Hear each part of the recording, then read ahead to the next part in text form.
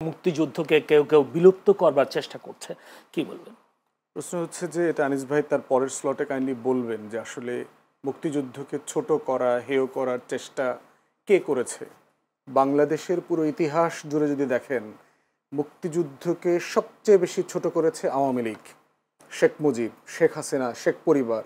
কী কী ছিল মুক্তিযুদ্ধের চেতনা? আমরা কেন যুদ্ধ করেছি? 70-এ একটা নির্বাচন হয়েছে, যেই নির্বাচনে আওয়ামী লীগ, পূর্ব পাকিস্তান আওয়ামী লীগ ভোটে জিতেছে। সো গণতন্ত্রের মূল্যবোধ কি? আপনি তাকে ক্ষমতা দেবেন না দিয়ে কি করলেন? একটা যুদ্ধ চাপিয়ে দিলেন, আমরা যুদ্ধ করতে গেলাম। তাহলে নির্বাচন, 69-এর গণ অভ্যুত্থান, 66-র 6 দফা, 71-এর যুদ্ধ, সব কিছুর মোদ্দা চেতনার মূল জায়গাটা ছিল কি? এই রাষ্ট্রটা একটা গণতান্ত্রিক রাষ্ট্র হবে। শেখ মুজিব দেশে ফিরে এসে সরকারের দায়িত্ব নিলেন, শপথটা পর্যন্ত পড়েন নাই নিজে। তো সে সিংহাসনে বসছে, সে কিন্তু রাষ্ট্রের প্রেসিডেন্টের দায়িত্ব নেন নাই। দ্বিতীয়ত হইল 73-এর নির্বাচনের সময় আওয়ামী লীগ এবং শেখ মুজিব যা বলেছে, 293টা সিট নিচ্ছে। জাসদকে পিটায়া পাটায়া কেন্দ্র থেকে ব্যালট হেলিকপ্টারে করে চুরি করে ঢাকায় না গুইনা নির্বাচন ঘোষণা করছে। বঙ্গভবনে গিয়া বলছে দেশে কোনো বিরোধী দল নাই, শেখ মুজিব বলছে। যেই শেখ মুজিব বিরোধী দলের রাজনীতি করছে, যেই শেখ মুজিব 14 বছর গণতন্ত্রের জন্য লড়াই করে জেল খাটছে, সে 73-এর নির্বাচনের পরে বলতেছে দেশে কোনো বিরোধী দল নাই। সেই শেখ মুজিব বাংলাদেশে 4র্থ সংশোধনী করে বাকশাল জাতীয় দল কায়েম করছে। সেই শেখ মুজিব বাংলাদেশে সকল পত্রিকা গণমাধ্যম নিষিদ্ধ করে দিয়েছে। সেই শেখ মুজিব দেশের সকল রাজনৈতিক দল বিলুপ্ত করে দিয়েছে, ইনক্লুডিং আওয়ামী লীগ। আওয়ামী লীগকে সে বিলুপ্ত করে দিয়েছে। তাহলে যেই কারণে আমরা 6 দফাকে আমাদের মুক্তির দলিল বলেছিলাম, যেই কারণে 69-এ গণ অভ্যুত্থান হইল, যেই কারণে পূর্ব পাকিস্তান আওয়ামী লীগকে 70-এর নির্বাচনে মানুষ ভোট দিল, যেই কারণে আপনার 71-এর যুদ্ধ হইল, লড়াইতে এই তাজউদ্দিনের প্রবাসী সরকার সবাই মিলে যুদ্ধ করলো, তার প্রত্যেকটা ফাউন্ডেশন স্টোনকে এই শেখ পরিবার, শেখ মুজিব, আওয়ামী লীগ ধ্বংস করে দিয়েছে 72 থেকে 75-এ। ঠিক একই জিনিস আপনি গত 16 বছরে দেখেন। মুক্তিযুদ্ধের চেতনা কি জিনিস? একটা রাষ্ট্র গণতান্ত্রিক হবে, এই রাষ্ট্রে স্বাধীন থাকবে, সার্বভৌম থাকবে।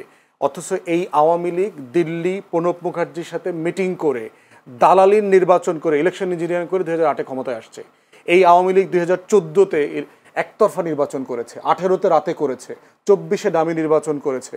জাতীয় পার্টির মতো একটা জাতীয় নিরাপত্তা হুমকি এইরকম একটা দলকে সে বি টিম আকারে কাজ করেছে, যেই দলটা 81-তে হাসিনাকে এনে 82-তে নতুন কু করে দল বানায়া জিয়াউর রহমানকে হত্যা করে আওয়ামী লীগকে পুনর্বাসন করছে। তাহলে আপনি মুক্তিযুদ্ধের চেতনা কি জিনিস? আপনি অধিকারের লড়াই করেছে, তো শেখ মুজিব করেছে, 14 বছর জেলে ছিল। সেই অধিকারের প্রত্যেকটা ধারা উপধারা লঙ্ঘন করেছে হচ্ছে আওয়ামী লীগ গত 16 বছরে।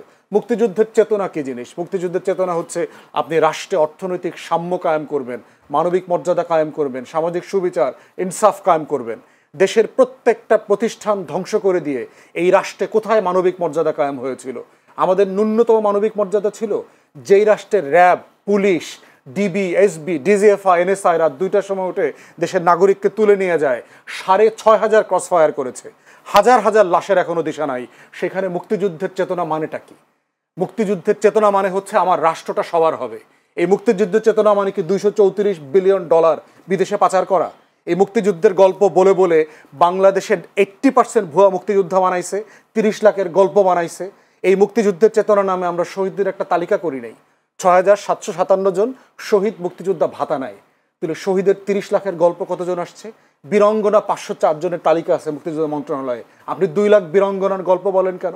মিথ্যাচার দিয়ে কি রাষ্ট্রাচার হয়? রাষ্ট্র তৈরি হয়? তাহলে শেখ হাসিনা গত 16 বছর মুক্তিযুদ্ধের চেতনার নামে যা করছে, ঠিক তাই ছিল 6 দফার বিপক্ষে, 71-এর যুদ্ধের বিপক্ষে, 70-এর নির্বাচনের বিপক্ষে, 69-এর গণ অভ্যুত্থানের বিপক্ষে।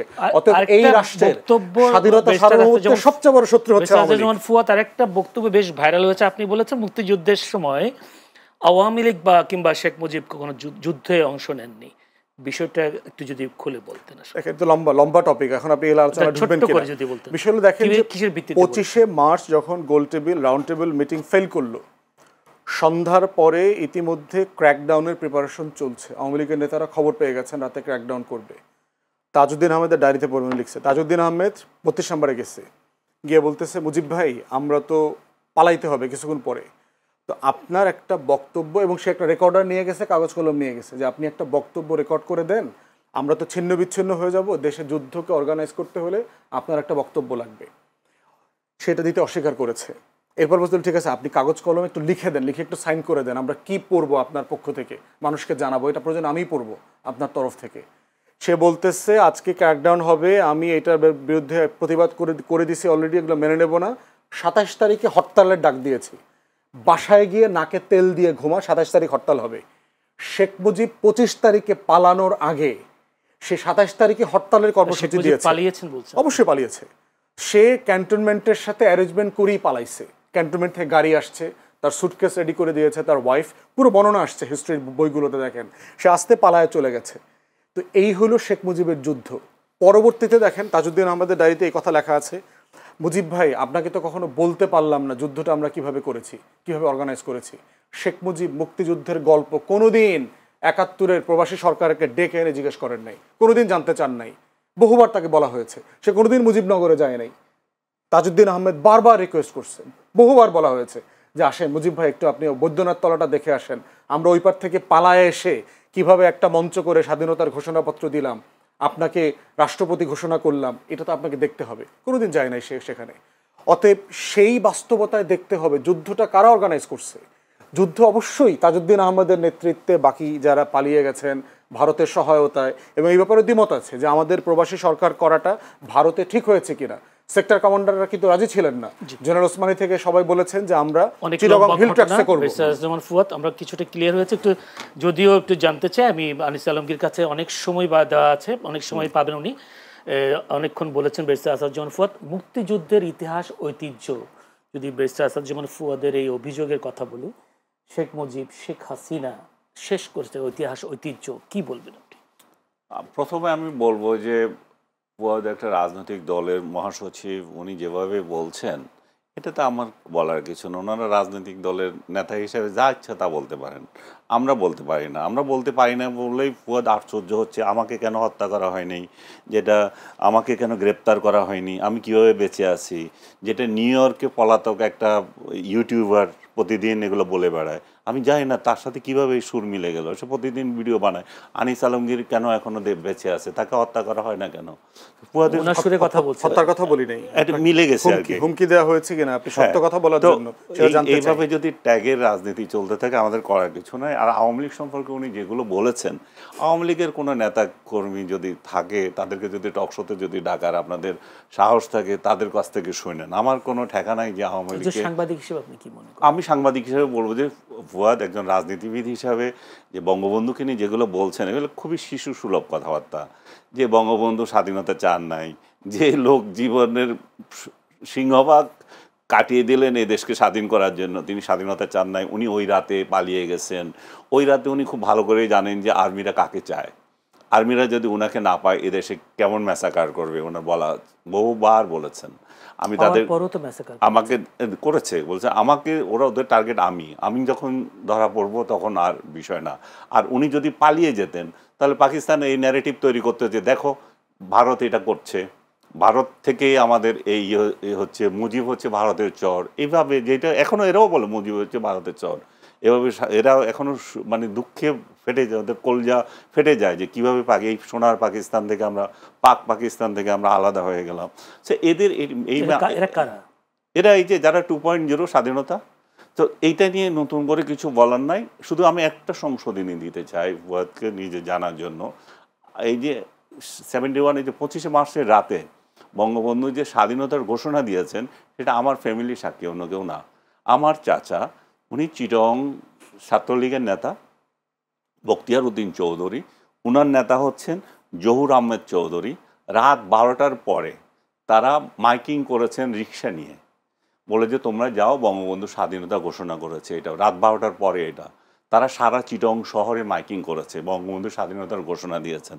এখন এটা কিভাবে দিয়েছেন, এটা ওহি থেকে পাইছেন না পাইছেন সেগুলো আমি জানি না, বাট উনি দিয়েছেন। এবং পরের দিনের ইন্টারন্যাশনাল পত্রিকাগুলোতে বঙ্গবন্ধু স্বাধীনতা ঘোষণা দিয়েছেন, এগুলো তো আছে, এগুলো তো ডকুমেন্টেড, এগুলো নিয়ে তর্ক করার সময় ব্যয় করা। সত্য হলে তাজউদ্দিন আহমেদের ডায়েরি তো তাজউদ্দিনের ডায়েরি কি না আছে, কে কিভাবে প্রকাশ করছে, তাজউদ্দিনের কি, সেটা নিয়ে আমি ইয়ে করবো না। আমি যেগুলো আমি দেখছি, আমারগুলো আমি দেখছি, আমি আমারগুলো বলতেছি, আমার ব্যক্তিগত অভিজ্ঞতা থেকে বলছি, আমার সংবাদপত্রের ইতিহাস থেকে বলছি। কার ডায়েরিতে কে কি গল্প লিখলো সেটাতে আমি যাচ্ছি না। আরেকটা হচ্ছে যে আমি যেটা বলতেছি যে আর আইন শৃঙ্খলা পরিস্থিতি আমাদের মানে ও বলছে যে এমন পরিস্থিতি তৈরি হয়েছে যে মানে শেখ হাসিনা, মানে শুনলে মনে হয় যেন শেখ হাসিনা কত বছরে এই দেশটাকে ধ্বংস করে দেখেছে, কিছুই করে নাই। আমাদের যে এই সরকারের অনেক উপদেষ্টা যে বলে আমরা এটা পেয়েছি, আমাদের এটা ভিত্তি এত স্ট্রং, আমাদের অর্থনৈতিক ভিত্তি এত স্ট্রং, আমাদের ওই অর্থ উপদেষ্টা বারবার বলে থাকেন, মনে হয় যেন এগুলা মিছা কথা। এবং ডক্টর ইউনূস ধ্বংসস্তূপ থেকে উনি ৭১-এর স্বাধীনতা যুদ্ধের পরে মানে ৭২-এ ক্ষমতা নিয়েছেন, ক্ষমতা নিয়ে এখন এমন একটা বানাচ্ছেন যে কিছু, এই দেশটা কিছুই ছিল না, আর্মি ছিল না, ইয়ে ছিল না, উনিই বানাচ্ছেন সব কিছু, তাতে হয়ে গেছে। আমরা যেটা ছিল সেটাই চাচ্ছি এখন, এর আগে যেটা ছিল জনগণ সেটাই চাচ্ছে। এর আগে যে আইনশৃঙ্খলা পরিস্থিতি যা ছিল, বাজার করে যে বাজার থেকে খেতে পারছে সেটাই চাচ্ছে। এর আগে যে পরিস্থিতি ছিল বা নিজের বাড়িতে শান্তিপূর্ণ ঘুমানোর যে অধিকার সেটাই চাচ্ছে। আমরা এই সরকার যদি কিছু কাজ করে থাকে, গুম এবং খুন তো হচ্ছে, অহরহ হচ্ছে, গুমের যে বিষয়টা ছিল, গুম কালচার, যেটা যে আয়নাঘর কালচার, এইটা ছাড়া এবং ক্রসফায়ার, দুই একটা হয়েছে ক্রসফায়ার এবং গুম ছাড়া এই সরকারের আর কোনো দৃশ্যমান কোনো কাজ নাই। ধ্বংস কত প্রকার এবং কি এই সরকারের আমলে মানুষ উপলব্ধি করছে। সমাজকে যে টুকরা করে দিয়েছে, একজনের ভাই লাগাচ্ছে, রাজনৈতিক ঘরে রাজনীতি লাগিয়ে দিয়েছে, এই সরকারই সব করেছে। এখন এই বলছিলেন যে গতকালও একটা অর্গানাইজেশন দিয়েছে যে ৭৮% তার সরকারের মানে প্রশংসায় মানুষ উচ্ছ্বসিত। ওই অর্গানাইজেশনের একজনের সাথে কথা হয়েছে, আমার ভাইয়ের কথা হয়েছে, তারা বলছে যে প্রথম আলো তাদের এই রিপোর্ট যেটা, সেটাকে বিকৃত তারা বুঝেই নাই এটা কিভাবে উপস্থাপন করেছে, সেটাতে একটা হচ্ছে মানে ভুয়া বলে তারা প্রমাণিত, ভুল তথ্য, মানে কিভাবে জরিপ করতে হয় সেই বিশ্লেষণ তারা করতে পারে না, সেই কারণে এটা হয়েছে। আরেকটা বিষয় হচ্ছে যে এত হাস্যকর, আমি ওইটাকে আরো বলবো যে সেটা প্রেস সচিবকে পাশে নিয়ে ঘোষণা করছে। তো প্রেস সচিবকে পাশে নিয়ে যখন এই সরকারের গুণগান গাইবে কেউ বা একটা অর্গানাইজেশন জরিপ করবে, তাদের বুঝতে হবে যে এগুলার কোথায় অরিজিনাল, এদের প্রাণভ্রমরা কোথায় এবং কেন এগুলা করতেছে। বাংলাদেশের আইন শৃঙ্খলা যখন এই পরিস্থিতিতে, এবং বলছে যে আমাদের রিজার্ভ আছে কিন্তু আমাদের ইনভেস্টমেন্ট হচ্ছে না, বাইরে থেকে আসছে না, বাইরেরটা বাদ দেন রে ভাই, আপনার আশেপাশে আপনি জিজ্ঞেস করেন যে আপনার বন্ধু বান্ধব যারা আছে তারা ইনভেস্ট করছে কিনা, তারা তো করছে না। কেন করবে? কারণ সে তো নিরাপত্তা পাচ্ছে না। ওইখানে তো চাঁদাবাজরা যাচ্ছে, ওখানে বিএনপির চাঁদাবাজ যাচ্ছে, জামাতের চাঁদাবাজরা যাচ্ছে, অন্য তো এনসিপির চাঁদাবাজরা যাচ্ছে। এত চাঁদাবাজকে দিয়ে তো সে ব্যবসা করতে পারবে না। আগে তো একটা চাঁদাবাজির একটা কোটা আছে যে আমি কত % চাঁদা দেবো, এখন তো 3 গ্রুপ আসতেছে, তারপরে এক দলেরও আবার 3 গ্রুপ যায়। আমি কথা বলতেছি যে ভাই বিএনপি থেকেই যায় 3 গ্রুপ, কারে চাঁদা দেবো, কীভাবে করতে? এখন ইনভেস্টমেন্ট না করে তারা এইভাবে বসে আছে, এই জন্যই বসে আছে। এই জন্যই আমরা চাচ্ছি যে যেই দলই আসুক, একটা ফেব্রুয়ারিতে যে আপনারা নির্বাচনের তালবাহানা করেন না, ফেব্রুয়ারিতে নির্বাচনটা দিয়ে দেন, ডক্টর ইউনূসকে সহায়তা করেন যে একটা নির্বাচন দিয়ে একটা নির্বাচিত সরকার আসুক, দেশের মধ্যে একটা শান্তি যাতে আমরা চাই যে যেই রাজনৈতিক দলকে জনগণ পছন্দ করে, সেটা যেই আদর্শের হয়ে থাকুক, জনগণের ভোটে আসবে তারা, কিন্তু আপনারা নিশ্চিত করেন যে ভোটটা যাতে ফেয়ার হয় এবং মানুষ যাতে নিরাপদে ভোট দিতে পারে। আরেকটা বিষয় আপনারা তো ধরেই নিয়েছেন, জামাত আপনারা ছাড়া তার কাউরে আনবেন না, তবুও সুখে থাকে না আপনারা। আওয়ামী লীগের ভোট দিয়েন না, জামাতকে ভোট দিতে দিয়েন না, জামাত না, জাতীয় পার্টিকে ভোট দিতে দিয়েন না, নিজেরা ভোট করে তবু একটা সরকার আনেন, তবু একটা চেহারা আমরা দেখি যে কী ধরনের সুখের নহর আপনারা কিভাবে বয় দিতে পারেন। সেই জিনিস জাতির একটু জানার দরকার আছে। জাতি এটা এই জন্যই চায় যে তারা যে পরিস্থিতিতে পড়েছে, যেটা যে 5 আগস্টের পর থেকে যারা যে মানে আগে ছিল, এটা বলে কড়াইতে ছিল, তারপর এখন আগুনে পড়ে গেছে। এই পরিস্থিতি থেকে মানুষ উত্তরণ চায়, জনগণ উত্তরণ চায়। জনগণ, আপনারা রাজনীতি করেন, আপনাদের আরো বেশি বেশি বোঝা উচিত জনগণ কি চায়। জনগণ তো বলতেছে, আপনারা জনগণের কাছে যান না, হয়তো জনগণের কথা শুনেন না, আপনারা হয়তো একতরফা শোনেন, হয়তো আপনারা আরেকটা শ্রেণী আছে ওই শ্রেণীর কাছে যান না, আপনারা ওই গল্পই শুনতে চান যে গল্প আপনাদের ভালো লাগে, যে ডক্টর ইউনূস শান্তিতে রেখেছে আমাদেরকে, ডক্টর ইউনূসের পরে আমরা যারা ক্ষমতায় আসবো তারাও শান্তিতে নহর বইয়ে দেবো। আরেকটা বিষয়, যেতে জুলাই সনদ নিয়ে যেই পেঁচাল চলতেই আছে, এটা ওনারা সমাধান করতে পারছে না, দিনের পর দিন বৈঠক করে। এখন হেলিকপ্টার করে, যে উড়োজাহাজে করে গেছে নিউ ইয়র্কে, সে জানি না যাওয়ার পথে সে সলা পরামর্শ কিছু করছে কিনা। ওইখানে গিয়ে 3 দলের যে নেতাকে একটা গার্ড হিসাবে নিয়ে গেছে, সেফ গার্ড, যে ডিম মারলে যাতে ওদের গায়েও পড়ে। সেই পরিস্থিতি কালকে রাত থেকে দেখতেছি, পুলিশের জন্য নিয়ে গেছে, আপনি বলছেন সেফগার্ডের জন্য নিয়ে গেছে। সেফগার্ড কালকে রাতেই তো দেখতেছি, সেটা দেখা যাচ্ছে যে আওয়ামী লীগ বিএনপি রাস্তায় নেমে করছে। আগে এটা আওয়ামী লীগে করতো, এখন বিএনপি বলতেছে আমাদের মহাসচিব আসতেছে, সো আমরা তো ছেড়ে দেবো না আমাদের মহাসচিবকে অপমান করা। সো মুখোমুখি বাংলাদেশকে বহির্বিশ্বেও নিয়ে গেছে, এক ধরনের ঝগড়া ফ্যাসাদের জাতি আমরা, এটা এখন ইন্টারন্যাশনালি নিয়ে গেছে। এবং ডক্টর ইউনূস সুচারুভাবে এটা তার যাওয়ার বিদায় বলে, আমি জানি না বিদায় কিনা, মানে তার শেষ বলতে পারি এটা। বিদেশে কেন বলছেন? শেখ হাসিনার সময় তো আমরা দেখেছি শেখ হাসিনা নিউ ইয়র্ক গেলে সেখানে বিএনপির আন্দোলন আমরা করছে, আবার বিএনপিও করছে। বিএনপি যখন খালেদা জিয়া ক্ষমতায় ছিল তখন করছে, আমি নিচে চোখে দেখে এসেছি এই কালচার। কেবল ডক্টর ইউনূসকে দোষ দেওয়া তো ঠিক না, ডক্টর ইউনূসকে দোষ দেওয়া যে এই লেভেলে ছিল না। কারণ হচ্ছে যে ওই সময়ে তারা দেশে অন্তত কথা বলতে পারতো রাজনৈতিক দলগুলো। এখন তো এখানে তো কথা বলার কোনো শক্তি নাই দেশের মধ্যে বিরোধীদের বা বিএনপি আওয়ামী লীগের। তো তারা সর্বোচ্চ প্রয়োগটা তাহলে বাইরে করছে, এবং বাইরে তারা যে রাজনৈতিক দলগুলো যে দোকান খুলে রেখেছে, সব কটা রাজনৈতিক দল, এগুলো কিন্তু সাংবিধানিকভাবে এটাকে অ্যালাউ করে না, আমাদের আরপিওতেও এটা অ্যালাউ করে না, কিন্তু ওনারা এটা খুলেছেন বিশেষ বিশেষ প্রয়োজনে। এখন মনে হচ্ছে যে এটা যথার্থই ছিল। তাহলে কারণ হচ্ছে দেশে যখন কথা বলতে পারি না, তাহলে বিদেশে কথা বলবো। আমি জুলাই সনদের কথা বলছিলাম, যে ওনারা যে সনদটা তৈরি করছেন, যে পবিত্র গ্রন্থ বানাচ্ছেন, সেই পবিত্র গ্রন্থ লিখিত থাকলে হবে, এটা ধারণ করবে কে?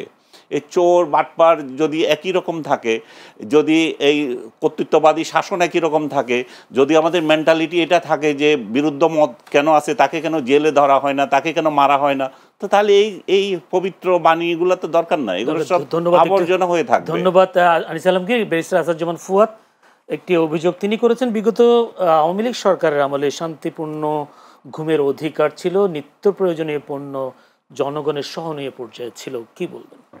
সবসময় ছিল না, বাট কিনে এটা ছিল যে কিনে শান্তিপূর্ণ ঘুম যেতে পারতো, ঘুমাইতে পারে। আরেকটা হচ্ছে যে দ্রব্যমূল্য আওয়ামী লীগ আমলেও কিন্তু অনেক বেশি ছিল, কিন্তু যেটা ভালো যে জিনিসটা ছিল, আমি যে 200 টাকায় জিনিস একটা কিনে বাড়িতে নিয়ে যেতে পারছি, আর এখন 150 টাকা কিনে আমি বাড়িতে নিয়ে যেতে পারছি না। লাভ ক্ষতি এবার আপনি হিসাব করেন। যদি একটু প্রথম কথা হচ্ছে, আনিস ভাইকে শুরুতে যেটা জিজ্ঞেস করেছি, এটা উনি 2 মিনিট হুমকি আকারে নিয়েছেন। আমি যেটা বলেছি যে আপনি দ্বিমত প্রকাশ করার কারণে আপনাকে কেউ হুমকি দিচ্ছে কিনা এটা আমি জানতে চাই, কারণ এটা আমিও প্রতিবাদ করব। তো আনিস ভাইয়ের অলমোস্ট সব কথার সাথে আমার দ্বিমত আছে। একটা দুটা চাঁদাবাজির কথা বলছেন, এটা জেনুইন কথা, ফেব্রুয়ারিতে ভোট হওয়া উচিত, এটার সাথে একমত, আমার দল ফেব্রুয়ারিতে নির্বাচনে যাবে। বাকি অলমোস্ট সব কথাই হচ্ছে আমি আওয়ামী লীগের 16 বছরের বয়ানের একটা রিজেম্বলেন্স দেখলাম আর কি, এবং যেটার সাথে আমি রেসপেক্টফুলি ওনার সাথে দ্বিমত করছি। প্রশ্ন কথা হচ্ছে, দেখবেন যে যখনই আমরা আমাদের আজাদির লড়াইটাকে দিল্লির আধিপত্যবাদের বিরুদ্ধে নেই, এবং গণ অভ্যুত্থান যে দিল্লির আধিপত্যবাদের বিরুদ্ধে একটা লড়াই, একটা জনগণের মানে প্রচণ্ড রকম স্বতঃস্ফূর্ত প্রতিবাদ, এইটাকে আনিস ভাইরা মেনে নিতে পারছেন না। এবং ওনারা দেখবেন একটা অভিযোগ করেন প্রায়, যে আমরা এইটাকে 71-এর মুখোমুখি করছি, এইটাকে আমরা 47 মনে করতেছি। আপনি আপনি ইন্টারভিউ করেন না? আমি তো গ্রামে গত 1 সপ্তাহ গ্রামে কাটায় আসলাম, আমাদের গ্রামে যাওয়ার জন্য বলছে, কারেক্ট অ্যাডভাইস, রেগুলার যাচ্ছি, এবং ওনাদের থেকে গ্রামে গঞ্জের সাধারণ মানুষ চরে টরে গিয়ে টিয়ে সব জায়গাতে কথাবার্তা বলছি। গ্রামের মানুষদের ভিতরে কি আসলে এই জিনিসগুলো এইভাবে কাজ করে? এভাবে কাজ করে না তো। ওনারা বাংলাদেশকে এইভাবে দেখে না। আওয়ামী লীগের চোখ দিয়ে বাংলাদেশকে যেভাবে দেখা হচ্ছে, দেশের মানুষ বাংলাদেশকে এইভাবে দেখেন না। অতএব সেই জায়গাতে দিল্লির আধিপত্যবাদের বিরুদ্ধে লড়াইয়ের কথা বললেই 71-কে ছোট করা হয়। শেখ মুজিবের গ্লোরিয়াস পিরিয়ডের কথা তো বললাম, 14 বছর গণতন্ত্রের জন্য লড়াই করেছেন, কিন্তু উনি শেষের জীবনের যে 3.5 বছর যা করেছেন, হিস্টোরিক্যাল রেকর্ড, যে উনি তো এগুলো করেছেন।